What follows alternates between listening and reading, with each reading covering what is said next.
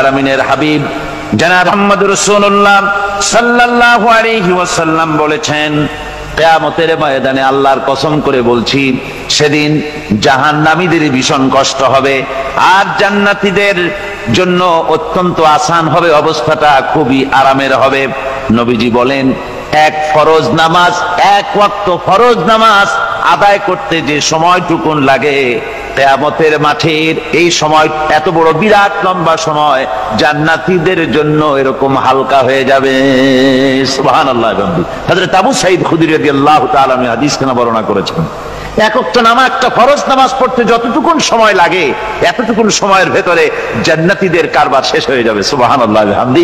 আর ওদের কারবার তো শেষই হবে না। وَيَوْمَ تَشَقَّقُ السَّمَاءُ بِالْغَمَامِ وَنُزِّلَ الْمَلَائِكَةُ تَنزِيلًا। ওরা ফেরেশতা দেখতে চায়। সেদিন আসমান সমূহ বিদীর্ণ হয়ে মেঘ পুঞ্জ বেরিয়ে আসবে, আত্মপ্রকাশ করবে। তার ভেতর থেকে ফেরেশতারা ক্রমাগত নাজিল হতে থাকবে। আর অবস্থাটাই হবে, আল মুলকু ইয়াউমাইযিনিল হাক্কু লিররহমান ওয়া কানা ইয়াওমান আলাল কাফিরিনা আসীরা। আর সেদিনে বাদশাহী হবে কেবলমাত্র রহমানেরই। ওয়া কানা ইয়াওমান আলাল কাফিরিনা আসীরা। আর সেই কিয়ামতের দিন, সেই সময়টা হবে কাফেরদের জন্য বড়ই কঠিন। এখানে কিয়ামতের কিছু কথা বলা হচ্ছে, কিছু আভাস দেওয়া হচ্ছে যে আসমান সমূহ বিদীর্ণ হয়ে মেঘ পিণ্ড বেরিয়ে আসবে এবং তার থেকে ক্রমাগত ফেরেশতারা নাজিল হতে থাকবে। আল্লাহর হাবিব বলেছেন, কেউ যদি কিয়ামতের দৃশ্য দেখতে চায়, সেজন্য সূরা ইজা শামসু কুবিরাত ওয়া ইজা সামাউ ফাতারাত, ইজা সামাউ শাক্কাত, এই সূরাগুলি যেন পড়ে, তাহলে কিয়ামতের দৃশ্য তার চোখের সামনে প্রতিভাত হবে। কিয়ামতের দৃশ্যটা আসলে কেমন হবে, সেই সূরাগুলি তেলাওয়াত করলে সে বুঝতে পারবে। যেমন আল্লাহ পাক বলছেন, إذا السماء فطرت وإذا الكواكب انتثرت وإذا البحار فجرت وإذا القبور بعثرت। যখন আকাশসমূহ চূর্ণ বিচূর্ণ হয়ে যাবে আর তারকাসমূহ বিক্ষিপ্ত হয়ে পড়বে, সমুদ্র মহাসমুদ্রগুলি দীর্ণ বিদীর্ণ হয়ে যাবে, কবরগুলি সব উদ্গীরণ করে দেবে, তার মধ্যে যা আছে সে সবগুলি। আবার আল্লাহ পাক বলেন, ইযাশ শামসু কুবিরাত ওয়া ইযান নুজুমুন কাদারাত ওয়া ইযাল জিবালু সুয়্যিরাত। সূর্য যখন ঢেকে যাবে, তারকাগুলি যখন বিপর্যস্ত হয়ে যাবে আর পাহাড়গুলি যখন চালিয়ে দেওয়া হবে, এই দৃশ্য তোমরা দেখতে পাবে।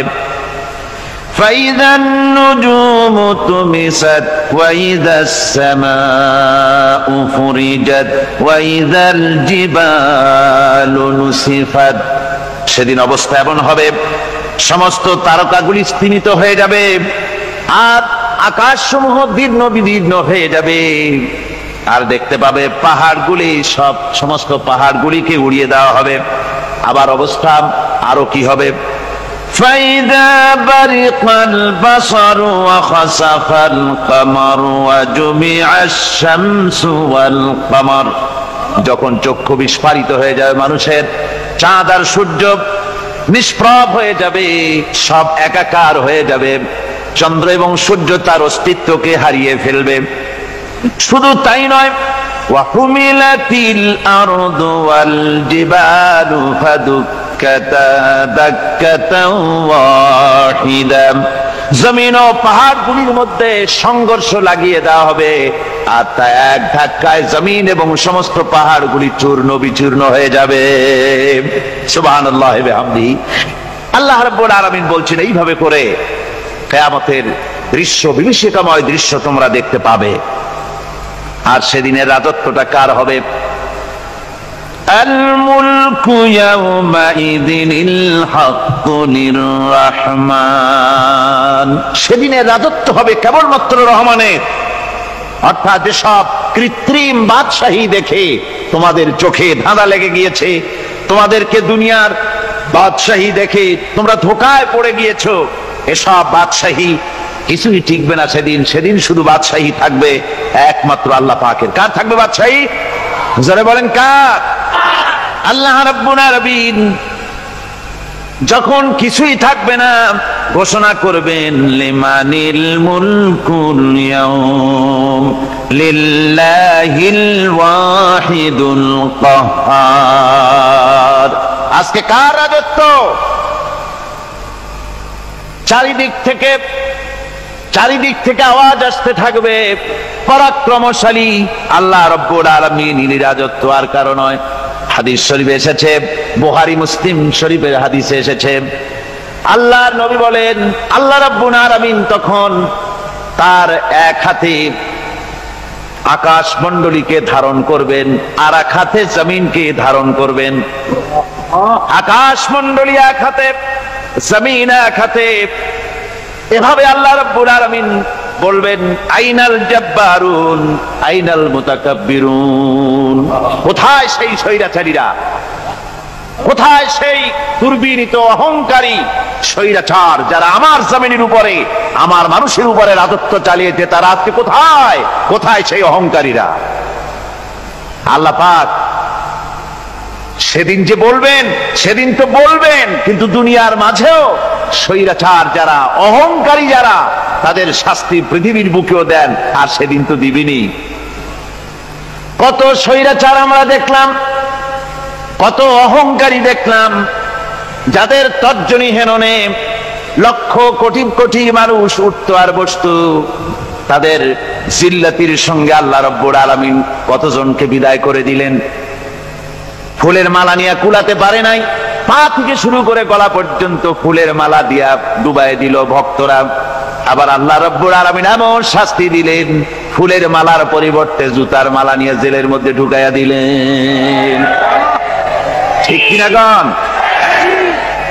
অহংকারী আর স্বৈরাচার যারা হয়, আল্লাহ পাক এভাবে তাদের দৃষ্টান্ত দেখিয়ে দেন। আমরা কত দেখলাম, 9 বছরের রাজা 10 বছরের সাজা। পৃথিবীর মুখে যারা অহংকার করে, যারা স্বৈরাচার হয়, আল্লাহর আইনকে যারা বৃদ্ধঙ্গুষ্টি প্রদর্শন করে, আল্লাহ পাক তাদের জমিনেও দেখান।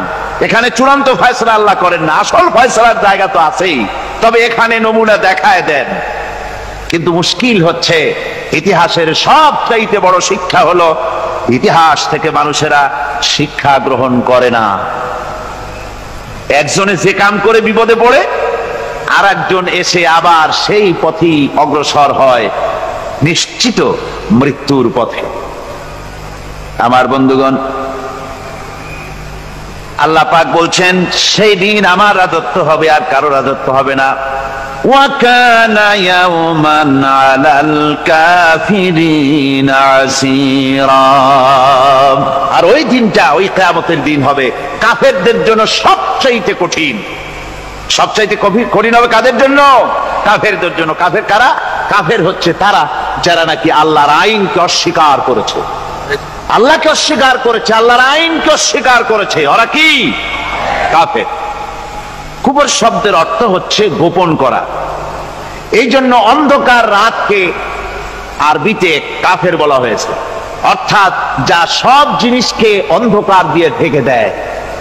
তো কুফর হচ্ছে সেই জিনিস যা মহাসত্যকে ঢেকে দেয়, সত্যকে, মহাসত্যকে ঢেকে দেয় যেই জিনিস, সেটাকে কুফর বলা হয়। আর এই কাফের অন্ধকারে ঘুরে মরে, সে কোন আলোর খোঁজ পায় না। আল্লাহ রাব্বুল আলামিন বলেন, কাফেরদের কথা এখন শোনাচ্ছেন আল্লাহ পাক, والذين كفروا أولياؤهم الطاغوت يخرجونهم من النور إلى الظلمات। যারা কাফের, যারা কুফরি অবলম্বন করেছে, তাদের সাহায্যকারী আর পৃষ্ঠপোষক হচ্ছে তাগুত। তাগুত বলা হয় সেই শক্তিকে যে শক্তি শুধু নিজেই আল্লাহর আইন অমান্য করে বসে থাকে না, বরং অন্যদেরকেও আল্লাহর আইন অমান্য করতে বাধ্য করে। ওদেরকে আরবিতে কি বলা হয়? তাগুত বলা হয়। আর এই তাগুতি শক্তি, এই তাগুত হয় তার সাহায্যকারী, যা তাকে আলো থেকে টেনে অন্ধকারের ভেতরে নিয়ে যায়। আর কাফের হচ্ছে আল্লাহ পাকের ভাষায় অর্থাৎ কোরআনের ভাষায় কাফের হচ্ছে সবচাইতে নিকৃষ্ট প্রাণী, সবচাইতে নিকৃষ্ট জীব, মহাসত্যকে যারা অস্বীকার করেছে, যারা আল্লাহকে মানে না, যারা আল্লাহর কোরআনকে মানে না, যারা ইসলামকে স্বীকার করে না, তারা সবচাইতে নিকৃষ্ট প্রাণী। আল্লাহ রাব্বুল আলামিন বলেন, ইন্না শাররাদ দাওয়াবি ইনদাল্লাহিল্লাযীনা কাফারু ফাহুম লা ইউমিনুন। নিশ্চয়ই আল্লাহর জমিনে সব বিচরণশীল জীব যত আছে, আল্লাহ বলছেন আমার জমিনে বিচরণশীল জীব যত আছে তার মধ্যে সবচাইতে নিকৃষ্ট প্রাণী হলো যারা ঈমান আনে নাই, যারা বিশ্বাস করে না আমি আল্লাহকে, যারা পরকালকে বিশ্বাস করে নাই, যারা কোরআনকে বিশ্বাস করে নাই, যারা ইসলামকে বিশ্বাস করে নাই, পৃথিবীর মধ্যে তারা সবচাইতে নিকৃষ্টতম প্রাণী। আল্লাহ বলেন শুধু নিকৃষ্ট জনক নিকৃষ্ট প্রাণী বললেই সারে না, এরা হলো চতুষ্পদ জানোয়ারের মতো। কে বলতেছেন? আমি বলছি না, কিন্তু আল্লাহ পাক বলতেছেন চতুষ্পদ জানোয়ারের মতো কাফেরেরা। وَمَثَلُ الَّذِينَ كَفَرُوا كَمَثَلِ الَّذِي يَنْعِقُ بِمَا لَا يَسْمَعُ إِلَّا دُعَاءً وَنِدَاءً। এই কাফেরদের দৃষ্টান্ত হচ্ছে সেই রাখালের মতো, যে রাখাল তার পশুদেরকে ডাকে আর ওই পশুরা একটা ডাক শোনে মাত্র, কিন্তু কি যে বলে তা তো পশুতে বোঝেন। কথা বুঝতে পেরেছে? সুম্মুন বুকুমুন উমিয়ুন ফাহুম লা ইয়াকিলুন। এরা বোবা, এরা বধির, এরা অন্ধ, এ কারণেই কোনো কথা বোঝে না। এরা চতুষ্পদ জানোয়ারের চাইতেও নিকৃষ্ট। যাদেরকে আমি আল্লাহ বলেন, যাদেরকে আমি চোখ দিলাম, চোখ থাকতে হক দেখলো না, সব দেখলো। হক দেখে নাই চোখ দিয়া, এই চোখ দিয়া সব দেখলো। নারীর সৌন্দর্য উপভোগ করলো আর নারীর অঙ্গ প্রত্যঙ্গ নিয়ে নানা ধরনের গল্প লিখলো, কবিতা লিখলো, কিন্তু এই সৌন্দর্য যিনি দিলেন তারেও চিনল না। আছে না কত কবি আমাদের দেশে? আমার দেশের সেই কবি জাতীয় পুরস্কার পায় যে কবি নারীর বিশেষ বিশেষ অঙ্গ নিয়ে বেশি করে নির্লজ্জ কবিতা লিখতে পারে, ওই হলো সবচেয়ে বড় কবি। আমার বন্ধুগণ, একজন বুজুর্গ ব্যক্তি তিনি পথ দিয়ে যাচ্ছিলেন, তো সে পথে এক সুন্দরী যুবতী মেয়েকে দেখে সেই যুবতী মেয়ের দিকে এই বুজুর্গ ব্যক্তি এক নজরে তাকায় আছে। তখন এই ঘটনাটাকে কবি এভাবে লিখতেছেন সাজায়, একদা সুখদায়ক প্রমোদা বদন দর্শন করিব ঝরিল নয়ন, হেসে কহে সে রূপসী সবিস্ময় মন, কহ দেখি মহাশয় কহ কি কারণ, বিষয় বিরাগী তুমি ভুবনে প্রচার, কি হেতু জন্মিল তব মানস বিকার, সামান্য ললনা রূপ করি দর্শন, উচিত না হয় তব অশ্রু বরিশন। বুজুর্গ ব্যক্তি ওই মহিলার দিকে তাকিয়ে তাকিয়ে কাঁদতেছেন। সুন্দরী মহিলা বলেন, আল্লাহর বুজুর্গ বান্দা, আপনি এলাকার ভিতরে বুজুর্গ এবং পীর হিসাবে, বুজুর্গ ব্যক্তি হিসাবে আপনি বিখ্যাত। আজকে আমাকে এখানে দেখে আপনি আমার দিকে তাকায় আমার রূপ উপভোগ করতেছেন আর কাঁদতেছেন। আপনার মতো সংসার বিরাগী মানুষ আমার মতো একটা সুন্দরী মেয়েকে দেখে ভাবে কাঁদা ঠিক না। বুজুর্গ ব্যক্তি বলছেন, হেসে কহিলাম বালে করহ শ্রবণ, নেত্র ঝরে তবু হেতু ভেব না এমন, যে শিল্পী রচিল ওই সুধাংশু বদন, তাহার তরে ঝরে নেত্র নয়নে জীবন। আল্লাহর বান্দি, আমি তোমাকে দেখি কান্দি না, আমার চোখে পানি বেরিয়ে গেছে। তোমারে দেখে আমি মনে মনে ভাবলাম, এত সুন্দর করে যিনি মানুষ বানিয়েছেন, না জানি ওই আল্লাহ রব্বুল আলামিন কত বড় সুন্দর।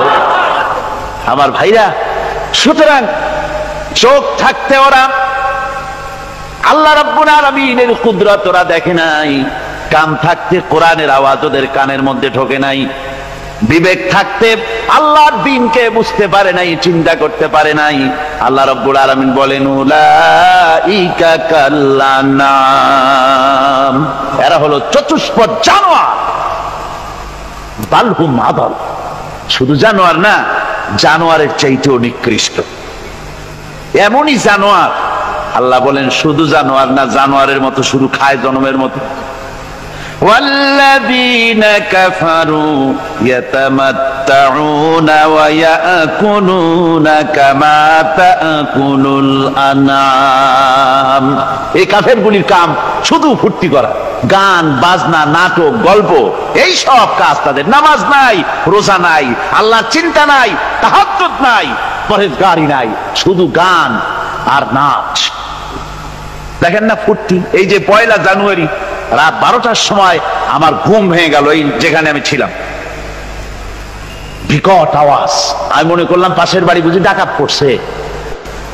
পরে বাড়িওয়ালা আমাকে বললেন যে ডাকাত না, বোধহয় এই নিউ ইয়ার সেলিব্রেট হচ্ছে, নতুন বৎসর উদযাপন হচ্ছে, বোমা দিয়ে শহরবাসীর আরামের ঘুম হারাম করে এগুলি করা হচ্ছে।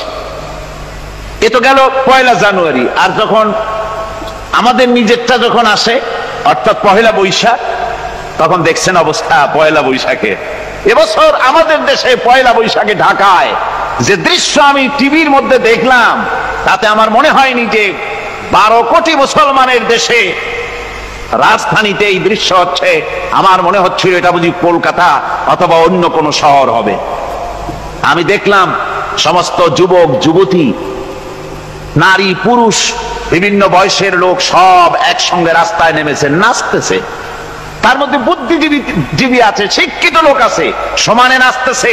আর তাদের মুখোশ পরা, বানরের মুখোশ, কুকুরের মুখোশ, শূকরের মুখোশ, ঘোড়ার মুখোশ, পাপী শিয়ালের মুখোশ, এই মুখোশ পরে এভাবে নাচতেছে। আমি চিন্তা করলাম, নববর্ষের সাথে কুত্তার মুখোশের সম্পর্ক কি? নববর্ষের সাথে পাপী শৃগালের মুখোশের সম্পর্ক কি?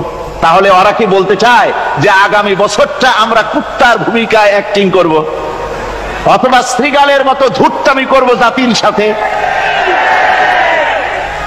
তারপরে কি করলো? সকাল বেলায় যুবক যুবতী 1 বৈশাখ সূর্য উদয়ের আগে রমনা লেকের পাড়ে গিয়ে সব দাঁড়িয়েছে বাসন্তী রঙের শাড়ি পরে। তারপরে সেখানে দাঁড়িয়ে সূর্য উদয়ের পানে তাকিয়ে সকাল বেলায় ভাবে করজোর করে বলছে, এসো হে নববৈশাখ স্বাগতম হে। নববৈশাখ অলক্ষে বোধহয় এটা শুনে বলতেছে, বাবাজিরা আমারে ডাকতেছো, অপেক্ষা করো, আমি আসতেছি। আমারে ডাকতেছো, আমি আসতেছি, কোমরে গামছা বেঁধে আসতেছি, 225 মাইল স্পিডে আসতেছি, 30 ফুট উঁচু জলোচ্ছ্বাস নিয়ে আসতেছি, নববৈশাখের মজা স্বাদ চাখাইতে। আমার ভাইরা, মুসলমান নববর্ষ উদযাপনের সাথে মুসলমানের কিসের সম্পর্ক? মুসলমান যদি এই দিন উদযাপনই করে, তাহলে তাকে করতে হবে ফজরের নামাজ পড়বে। মুসলমান নববর্ষ উদযাপন করবে, ফজরের নামাজ পড়বে, তারপরে কোরআন শরীফ তেলাওয়াত করবে, দরুদ শরীফ পড়বে, আল্লাহর দরবারে হাত তুলে বলবে, রব্বুনা রাব্বিন, 1 বছর পার করে দিলাম, নাফরমানি ছাড়া কিছুই তো করি নাই, বিগত বছরে যা করেছি মাফ করে দাও, আগামী বছরটা গোটা জাতি আর দেশের জন্য কল্যাণকর মঙ্গলময় করে দাও। এটাই তো বলা উচিত ছিল নাকি? বলে তা না করে, তা না বলে বৈশাখের পরিচালককে না ডেকে সরাসরি বৈশাখকে আহ্বান করা হয়েছে, আর বৈশাখ আহ্বান করার মজা জনমের মতো দেখাই দিয়েছে। আল্লাহ রাব্বুল আলামিন তাই বলেন, কাফেররা তাদের কাজ হলো শুধু খাওয়া, তারা এমন খাওয়া খায় জনমের মতো খায়। ইয়াকুলুনা কামা তাকুলুল আনাম, জানোয়ারে যেমন খায় ওই রকম খায়। তার মানে খায়, একটু বিসমিল্লাহ কয় না, খায়া যখন ছেড়ে দেয় তখন আলহামদুলিল্লাহ বলে না, বাহাত দিয়ে খায়, আবার বাহাত দিয়ে খায়। ডাব একটা কাটলো, বিসমিল্লাহ নাই, খাইলো, 2-4 ঢোক খাইয়া পুরা ডাবটারে ফেলাই দিল। ডাবটা কি তোমার বাজান তৈরি করছিল নাকি? একটু বিসমিল্লাহ বললা না, একটু শুকরিয়া আদায় করলাম। আমি গত এই ডিসেম্বর গেল, ডিসেম্বরের 16 তারিখ আমেরিকা থেকে এসেছি। ওখানে দেখলাম তারা প্রতি নভেম্বর মাসের শেষ বৃহস্পতিবার থ্যাঙ্কস গিভিং ডে অবজার্ভ করে। তা আমি জিজ্ঞেস করলাম, থ্যাঙ্কস গিভিং ডে জিনিসটা কি? ওরা বললো, এটা হচ্ছে এই যে গড আমাদেরকে সারা বছর ভালো খাওয়াইছে, আমাদেরকে ভালোভাবে পড়াইছেন, সুন্দর রেখেছেন, এই জন্য আমরা গডকে থ্যাঙ্কস দেই নভেম্বরের এই শেষ দিনটিতে। সারা বছরে ভালো খাইছি, ভালো থাকছি, এই জন্য গভর্নমেন্টকে মানে গডকে থ্যাঙ্কস দিলাম। আমি আমার আলোচনায় সেখানে বললাম যে দেখেন, রাশিয়ার সাথে আমেরিকার পার্থক্য তো এখানে, ওরা গডকে অস্বীকারই করেছে, গডই মানে না। আর এরা গডের নামাজ রোজা বা ইবাদত কিছু করুক আর না করুক, গডের অন্তত একটা ধন্যবাদ দেয়। ওরা ওদের ডলারে লিখেছে, ইন গড উই ট্রাস্ট, প্রত্যেকটা ডলারে লেখা আমরা গডে বিশ্বাস করি। তো শুকর আদায় করলে তো আল্লাহ বাড়িয়ে দিবেন। আল্লাহ রাব্বুল আলামিনের সুন্নাত হলো, শুকর যদি কেউ আদায় করে আল্লাহ বাড়িয়ে দেন। লা ইন শাকারতুম লাযীদান্নাকুম ওয়া লা ইন কাফারতুম ইন্না আযাবী লাশাদীদ। আমার নিয়ামতের শুকর যদি আদায় করো আমি বাড়ায় দেব, আর যদি নিয়ামতের শুকর আদায় না করো তাহলে মস্ত বড় শাস্তি তোমাদের জন্য রেখেছি। তো আমেরিকা শুকর আদায় করে নিজেরা খাইয়া, কিন্তু ওদের জমিন হলো বিশাল জমিন। আমি কয়েকবার গিয়েছি এবং বহু স্টেট সফর করেছি। ওদের জমিন এত ফার্টাইল, জমিনে যদি রীতিমতো তারা ফসল ফলাতো, এই ফসল সারা দুনিয়ার দরিদ্র ভূমুক্ষ জনতাকে খাওয়াইয়া বাঁচাইতে পারত। কিন্তু ওরা তা করে না। ওরা করে কি? ওরা মুনাফার হার, বাজার দর ঠিক রাখার জন্য নির্দিষ্ট পরিমাণ জমিনে ফসল ফলায়, কিন্তু জমিন এতই উর্বর, ওদের মেজারমেন্ট করা, মাপ করা, হিসাব করা ফসল হয় না, ফসল হয় বেশি। তখন বাড়তি ফসলকে তারা প্রতি বছর লক্ষ লক্ষ টন আলু আর গমকে তারা সমুদ্রে নিক্ষেপ করে। তাদের আলু এবং গম সেই সময় তারা নিক্ষেপ করে সমুদ্রে যখন ইথিওপিয়া, সুদানে মানুষ না খেয়ে মরছে। পৃথিবীর বিভিন্ন দেশে মানুষ ক্ষুধার যন্ত্রণায় যখন চিৎকার করছে, আর তাদের এই চিৎকারে আকাশ বাতাস ভারী হয়ে যাচ্ছে, তখন ওরা এই কামটি করছে। তাই আমি ওই প্রথম দিন বলেছিলাম যে রাশিয়া যেমন খান খান হয়েছে, অস্তিত্ব বিলুপ্ত হয়েছে আল্লাহর সাথে নাফরমানি করার কারণে। আপনারা বলতে পারেন কমিউনিজম কি একটা সহজ ব্যাপার? একটা বিরাট শক্তি, পৃথিবীর বুকে কত দেশ তারা ডমিনেট করতেছিল, কোন যুদ্ধ নাই, কোন রক্তপাত নাই, বিনা ধাক্কায়, বিনা বাতাসে, বিনা ঝড়ে বিশাল মহিরুহু চিৎপটাং। এটা হলো কেন? কেন হলো রাশিয়ার এই দশা? আমি লালদিঘির ময়দানে বলে গেছিলাম, আমি চিন্তা করে যেটা পাইছি সেটা হচ্ছে এই, দুনিয়ার সমস্ত মতবাদ আল্লাহকে কোনো না কোনো প্রকারে স্বীকার করে। তার কথা মানুক আর না মানুক, আছে একটা কিছু, এতটুকুন বলে যে আল্লাহ আছেন বা গড আছে বা একটা কিছু আছে। কমিউনিজম, সমাজতন্ত্র হলো পৃথিবীর একমাত্র নিকৃষ্ট মতবাদ, যে মতবাদ সরাসরি আল্লাহকে অস্বীকার করেছে, বলেছে আল্লাহ নাই, দেয়ার ইজ নো গড। তারা ধর্মকে আফিম বলেছে।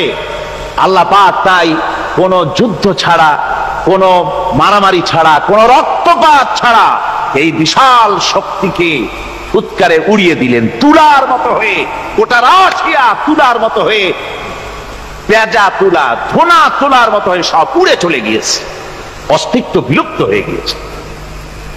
কিন্তু আমাদের দেশের খুচরা কমিউনিস্টরা এখনো স্বপ্ন দেখে। ওই যে কালকে বলেছি, তারা বলে কলমের খোসা এটা এখনো নষ্ট করা যাবে না, এটা এখনো চালু করা হবে, এখনো চীনে আছে, এখনো কিউবায় আছে।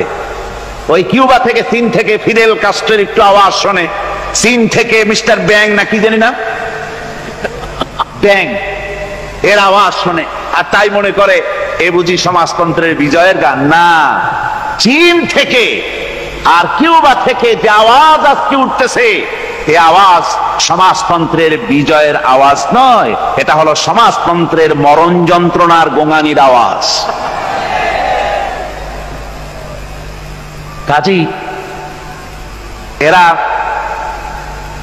দুনিয়ার বুকে শুধু আনন্দ এবং ফুর্তি করে, আল্লাহর হককে, আল্লাহকে চিনতে তারা ব্যর্থ হয়েছে। আল্লাহ রাব্বুল আলামিন বলেন, অবিশ্বাসীদের কৃতকর্ম, তাদের কাজগুলি, তাদের কর্মফল সব নিষ্ফল হয়ে যাবে। ওয়াল্লাযীনা কাফারু আ'মালুহুম কাসারাবিন বিকিআতিন ইয়াহসাবুহুল যামআনু মা। আল্লাহ পাক বলেন, কাফের যারা, অবিশ্বাসী যারা, যারা আমাকে অস্বীকার করেছে, অবিশ্বাস করেছে, তাদের আমলগুলি হলো মরুভূমির মধ্যে মরীচিকার মতো। মরুভূমির মরীচিকা, মানুষ যখন মরুভূমির ভিতর দিয়ে যায়, পানির পিপাসা লাগে, দূরে দেখে পানি চিকচিক করতেছে, আর ওই মরীচিকা যেটাকে সে পানি মনে করেছিল, হাত্তা ইযা জাআহু লাম ইয়াজিদহু শাইআ, যেটাকে সে পানি মনে করে ছুটতেছিল, যখন কাছে গেল, আল্লাহ পাক বলেন কিছুই সেখানে পায় না, শুধু মরীচিকা, বালু আর বালু। এরকম করে যারা আমার দিনকে অস্বীকার করেছে, আমাকে অস্বীকার করেছে, তারা যত ভালো কাজ করুক আর যাই করুক না কেন, তাদের কৃত কর্মগুলি এভাবে সব নিষ্ফল। এ হলো এক কথা। 2 নম্বরের কথা হলো, ওরা মনে করেছিল সমাজতন্ত্র শান্তি দেবে, কমিউনিজম শান্তি দেবে, সোশ্যালিজম শান্তি দেবে, ক্যাপিটালিজম শান্তি দেবে। এই শান্তির চিন্তা করে অগণিত মানুষকে হত্যা করে সমাজতন্ত্রের রাজত্ব যখন কায়েম করলো, 70 বছরও চলে গেল, তারপরে তারা দেখলো হাত্তা ইযা জাআহু লাম ইয়াজিদহু শাইআ, কিচ্ছুই পেল না। তারা ক্ষুধার যন্ত্রণায় মরলো, কাপড় নাই, খাবার নাই। তারা ওই রাশিয়া থেকে, চেকোস্লোভাকিয়া থেকে, যুগোস্লাভিয়া দিয়া, রোমানিয়া থেকে, হাঙ্গেরি এবং পোল্যান্ড আর মঙ্গোলিয়া থেকে, সেখানে সমাজতন্ত্র তাড়াতে আমরা যাই নাই। আমরা সেখানে সমাজতন্ত্রের বিরুদ্ধে তাফসীর করি নাই, ব্যাখ্যা করি নাই, বক্তব্য রাখি নাই। ওই সব দেশ থেকে সমাজতন্ত্র তাড়াইছে কে? কারা তাড়িয়েছে? না না, ওরা নিজেরাই, সেই দেশের জনগণই এটাকে উৎখাত করেছে তাদের জমিন থেকে। আল্লাহ পাক বলছেন, যারা আমার দিনকে, আমার বিধানকে যারা অস্বীকার করবে, তারা এই অস্বীকারী অবস্থায় যদি মৌত হয়, আমার সমাজতন্ত্রী কোনো ভাই যদি এ মাহফিলে থাকেন, কমিউনিস্ট কোনো ভাই যদি এ মাহফিলে থাকেন, তাহলে শুনুন আল্লাহ কি বলতেছেন। আল্লাহর দিনকে, আল্লাহর কোরআন, পূর্ণাঙ্গ জীবন বিধান, অর্থনীতি আছে, সমাজনীতি আছে, রাজনীতি আছে, কথা যারা বিশ্বাস করে না, কোরআনকে শুধুমাত্র নামাজ, রোজা, হজ, যাকাত আর বেহেশত দোজখ যারা মনে করে, জীবন ব্যবস্থা মনে করে না, এই অবস্থায় যদি মারা যায়, আল্লাহ রাব্বুল আলামিন বলেন, ইন্নাল্লাযীনা কাফারু ওয়া মাতু ওয়া হুম কুফফারুন উলাইকা আলাইহিম লানাতুল্লাহি ওয়াল মালাইকাতি ওয়ান নাসি আজমাইন।